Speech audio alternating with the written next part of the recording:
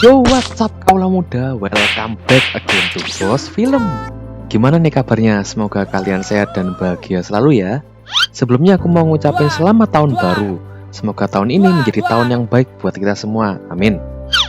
Setelah sekian purnama aku nggak upload video, pada awal tahun ini aku bakal ngebahas film horor yang baru aja rilis. Filmnya berjudul Resident Evil Welcome to the Raccoon City, yang merupakan remake dari game dengan judul yang sama dan merupakan kisah pertama dari trilogi Resident Evil. Karena aktor-aktornya aku pada nggak kenal, kita lewati aja ya. Film ini mengisahkan sebuah kota yang terpapar virus mematikan dari sebuah perusahaan kimia. Siapa saja yang terinfeksi virus tersebut bakal berubah menjadi zombie kanibal. Beberapa orang yang berhasil selamat berusaha mencari tahu apa yang sebenarnya terjadi dan bagaimana kabur dari kota itu. Namun perjalanan mereka tidaklah mulus, karena harus berhadapan dengan zombie-zombie nakal yang siap kapan saja memakan mereka. Seperti apa keseruan dan kelucuan aksi mereka? Langsung aja kita ke alur ceritanya.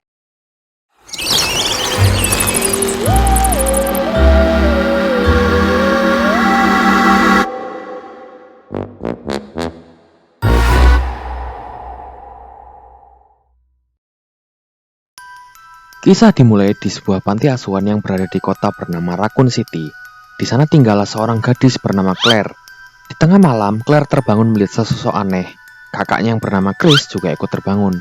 Namun Chris yang tidak melihatnya menganggap Claire hanya halu sehingga menyuruhnya tidur kembali agar tidak dimarahi ibu penjaga. Walaupun bingung, Claire menurut. Tapi diam-diam, Claire keluar kamar dan mendengar suara-suara. Dia mengikuti suara itu dan sampai ke sebuah ruangan. Terlihat ada seorang anak kecil berbadan aneh di dalam sebuah tenda. Dia menunjukkan tangannya yang dipasung dan tertulis nama Lisa di sana. Claire mengajaknya ngobrol, namun tiba-tiba Lisa masuk ke dalam tenda. Claire ikut masuk ke dalam dan melihat sebuah boneka. Belum habis rasa penasarannya, dia ketahuan oleh dokter penjaga panti. Chris yang kebetulan ada di sana mengatakan kalau kadang-kadang Claire sering jalan sambil tidur. Mendengar itu, si dokter menyuruh mereka untuk tidur kembali. Saat tidur, lagi-lagi Claire terbangun dan melihat sosok Lisa. Dia berteriak dan terbangun dari mimpi buruknya. Claire sekarang sudah gede. Dia kebetulan bersama seorang pria. Claire menumpang pulang kembali ke Raccoon City. Hari itu tanggal 30 September 1998. BTW karena supirnya nggak ada namanya, kita sebut saja Burhan. Sepanjang perjalanan, Burhan mengajak Claire ngobrol-ngobrol. Saking cantiknya Claire membuat Burhan nggak fokus nyetir. Tiba-tiba Claire terkejut melihat seorang wanita melintas di tengah jalan dan kecelakaan tidak terhindarkan. Mereka berhenti dan Claire turun dari mobil. Burhan panik karena telah menabrak orang. Dia tidak menyangka ada yang menyeberang jalan di tengah malam dan hujan deras pula. Claire menyuruh Burhan untuk membungkus dan membawa mayat wanita itu ke kota untuk melaporkannya pada polisi. Burhan tentu saja ogah, auto masuk penjara dia nanti. Selagi mereka berdebat, wanita korban tabrakan itu tiba-tiba terbangun dan ngeluyur gitu aja. Anjing Burhan turun dari mobil dan menjilati darah yang berceceran di jalan. Claire dan Burhan tentu saja heran karena tidak melihat mayat wanita tadi. Claire mau mencari dan membawa korban itu ke rumah sakit, tapi Burhan sudah bodoh amat dan mau pergi dari sana. Dan kisah pun dimulai. Raccoon City adalah kota di mana sebuah perusahaan farmasi raksasa dunia bernama Umbrella Corporation pernah beroperasi dan kini menjadi kota hantu. Perusahaan itu minggat dari kota itu dan meninggalkan beberapa penduduknya di sana. Beralih ke sebuah bar, ada beberapa anggota kepolisian Polsek Raccoon City sedang bersantai. Mereka bernama Whisker, Richard, Jill, dan seorang anak baru bernama Leon. Saat sedang asik ngobrol-ngobrol, dua orang polisi lain datang dan meminta mereka segera kembali ke markas. Mereka pergi dan tinggallah Leon beberapa saat dengan pemilik kedai. Tiba-tiba kedua orang itu mendengar jendela terlempar sesuatu. Tampaklah seekor burung hitam aneh berlumuran darah terkapar di sana. Burhan dan Claire telah sampai di kota. Sebelum turun, Burhan berpesan kepada Claire untuk tidak mengatakan apapun kepada polisi perihal kecelakaan tadi. Claire menurut dan turun. Anjing Burhan kelihatan tidak waras dan mengeluarkan liur. Burhan yang bermaksud mengelus-ngelus malah digigit hingga berdarah. Dasar anjing. Claire sampai di sebuah rumah dan mengetuk pintunya. Tapi karena nggak ada yang bukain, dia mencoba ke pintu belakang. Di sana dia melihat seorang anak kecil di rumah sebelah. Namun tiba-tiba si ibu dengan tatapan seram langsung menutup gordennya. Claire yang ketakutan segera mengambil pisau dan membobol rumah itu. Ini pertamu apa maling sih? Di dalam, dia bertemu dengan abangnya yang bernama Chris. Chris sekarang telah menjadi polisi. Chris sendiri heran bagaimana Claire bisa masuk dan berada di sana. Karena Chris sudah lama sekali tidak bertemu dengan Claire sejak dia kabur dari kota itu. Claire membawa kabar bahwa dia baru saja menabrak seorang di perjalanan. Namun wanita yang ditabraknya malah ngeluyur pergi. Chris tentu saja kaget. Penjahat kok laporan. Goblok. Claire kemudian menunjukkan sebuah rekaman video yang dia dapat dari seorang temannya. temannya bernama Ben. Ben mengatakan bahwa selama bertahun-tahun seluruh kota telah diracuni oleh Umbrella Corp.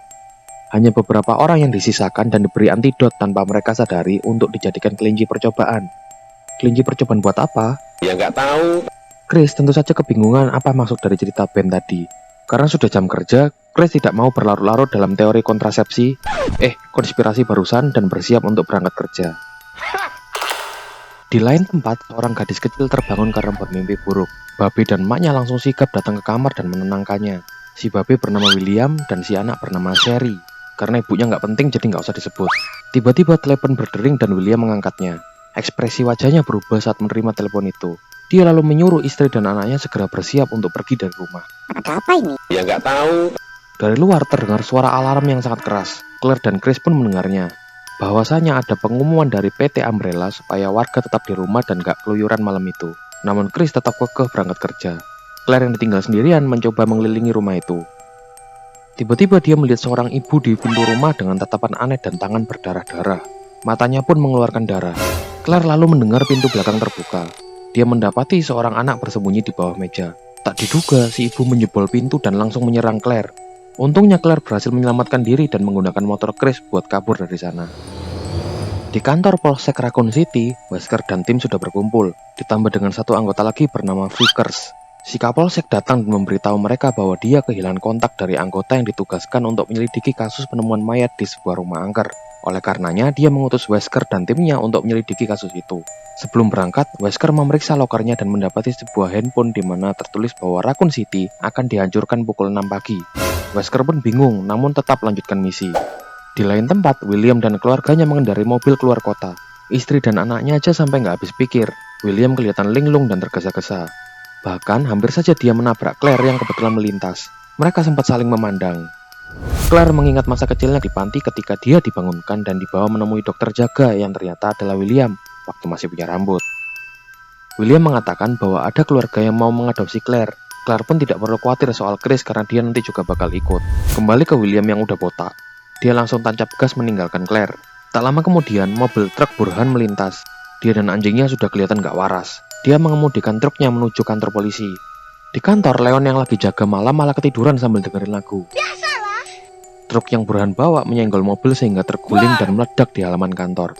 Tapi Leon tetap bubuk pules. Datanglah Burhan yang terbakar masuk ke dalam. Leon terbangun mendengar tembakan dari Pak Kepala dan melihat mayat Burhan. Pak Kepala menyuruh Leon untuk memadamkan apinya dan menutup gerbang karena masih ada gelombang berikutnya. Leon yang masih kebingungan memadamkan apinya dan menutup gerbang sesuai perintah. Dia kemudian bertanya pada Pak Kepala apa yang sebenarnya sedang terjadi. Namun Pak Kepala tidak membalasnya dan segera berkemas. Pak Kepala membawa sebuah kotak ke dalam mobilnya dan memasrahkan urusan kantor pada Leon. Wesker dan tim menuju rumah angker dengan helikopter. Dari atas mereka melihat sebuah mobil polisi yang terguling. Kondisi mobil tampak ringsek sana-sini. Mereka mendarat dan meninggalkan Fisker menjaga heli. Tim Wesker mendapati tidak ada orang di sana dan kondisi dalam mobil acak kadut.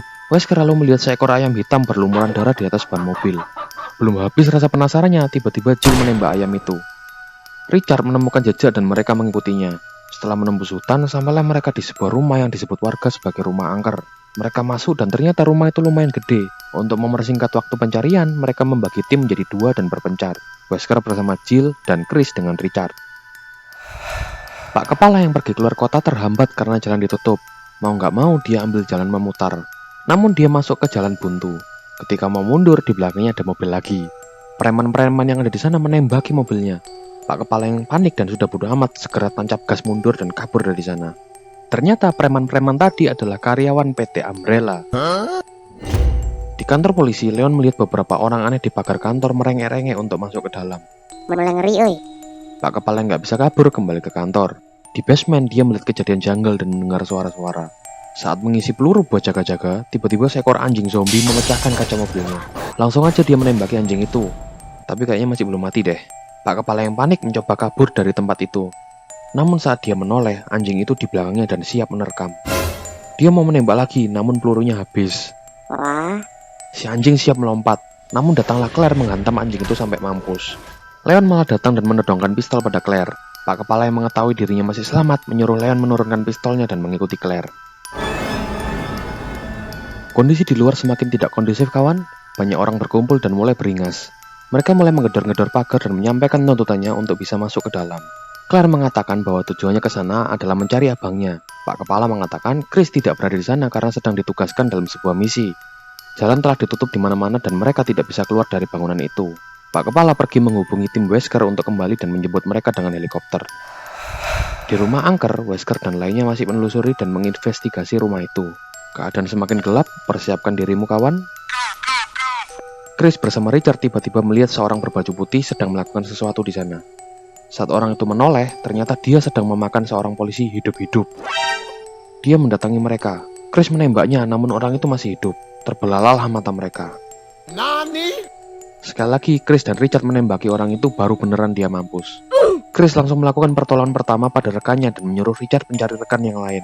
Richard menurut dan mencari seorang diri. Chris berusaha semaksimal mungkin, tapi Tuhan berkata lain, rekannya tidak dapat diselamatkan. Dalam pencarian, Richard menemukan sebuah pistol terjatuh di sana. Tiba-tiba dia diserang beberapa ekor zombie. Leon yang mendengarnya juga ikut diserang. Richard menembaki zombie-zombie itu, namun karena nggak mati-mati dan mereka terus berdatangan, Richard tertangkap dan berpulang ke pangkuan ilahi. Leon masih berusaha kabur dan terus melepaskan tembakan. Butuh beberapa kali tembakan baru zombinya mati. Susah banget matinya. Wesker yang sedang menunggu di helikopter lagi asik dengerin musik.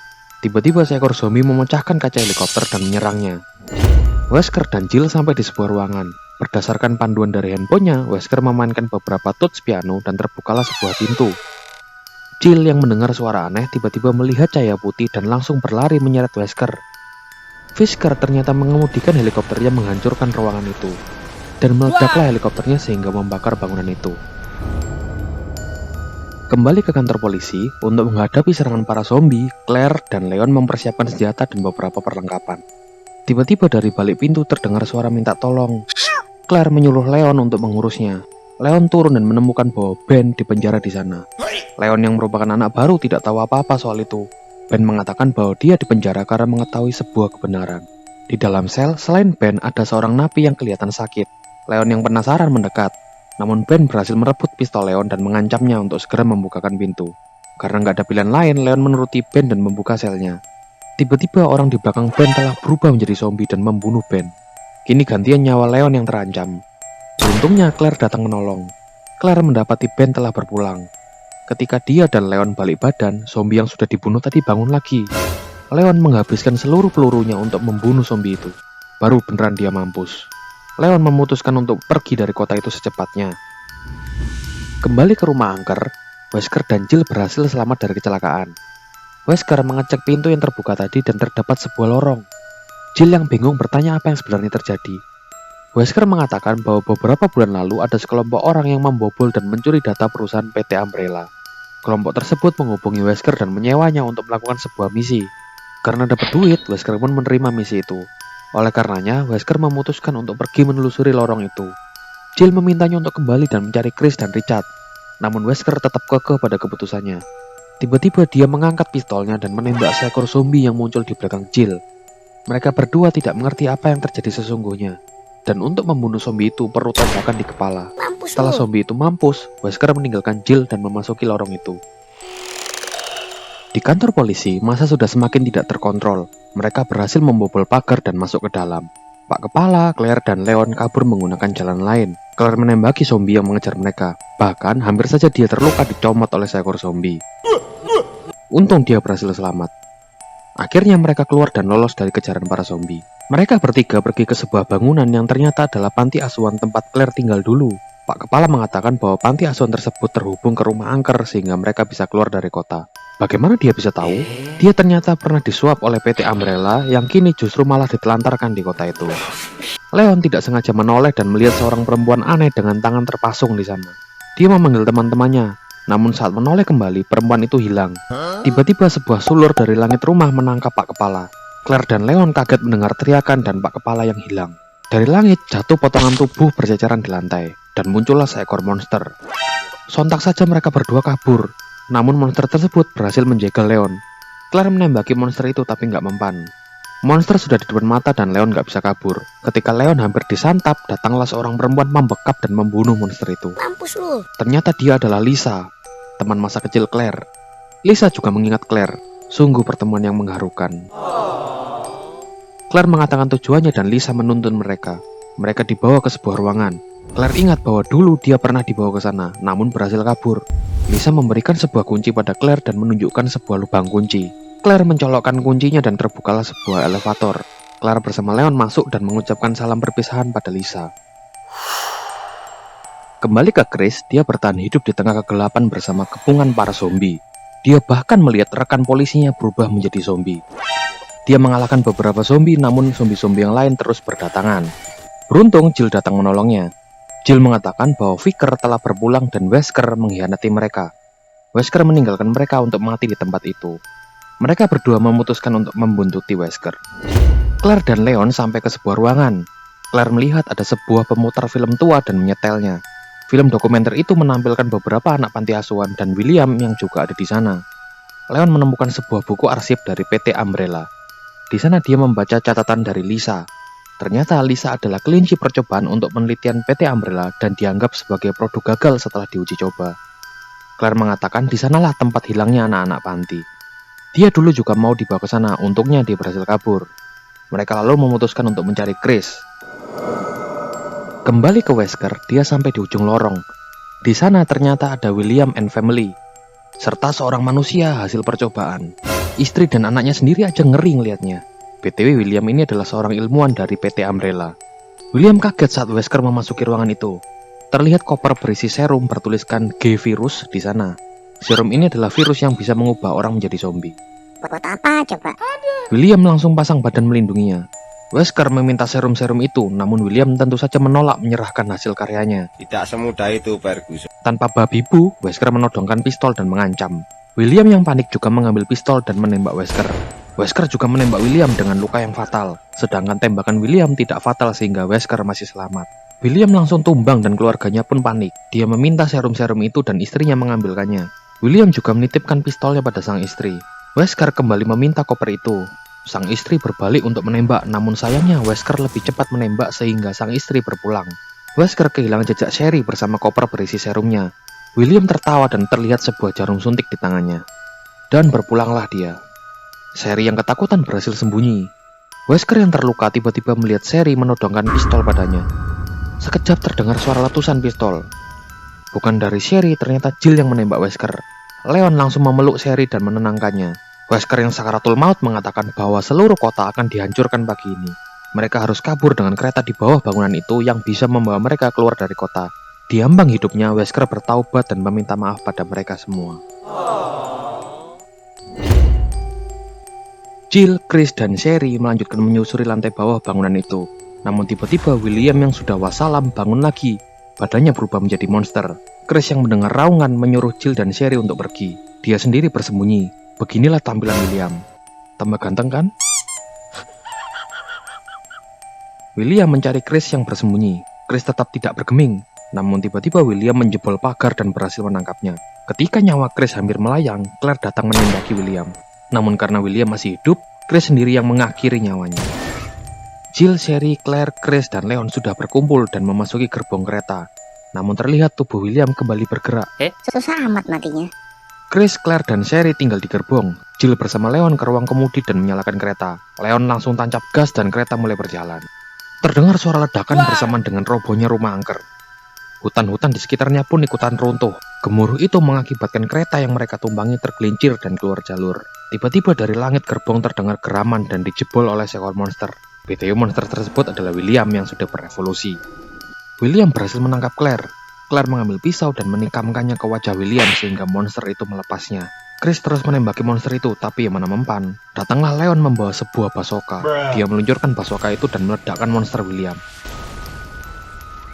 Beneran mampus dia kali ini. Mampus lu.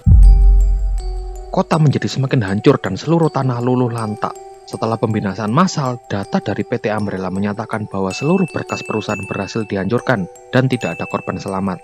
Namun keluarlah 5 orang pahlawan dari terowongan bawah tanah. Dan film pun selesai. Belum selesai. Di ujung film kita melihat bahwa Wesker masih hidup. Dia kelihatan linglung dan matanya terasa terbakar. Tiba-tiba dia melihat seorang gadis di sana. Gadis itu memberikan kacamata hitam dan mengatakan bahwa memang Wesker sudah mati. Itu semua adalah efek samping membangkitkannya kembali. Gadis itu bernama Ada. Ada apa denganmu? Si Ada kemudian meninggalkan Wesker yang masih bingung dan film pun beneran selesai.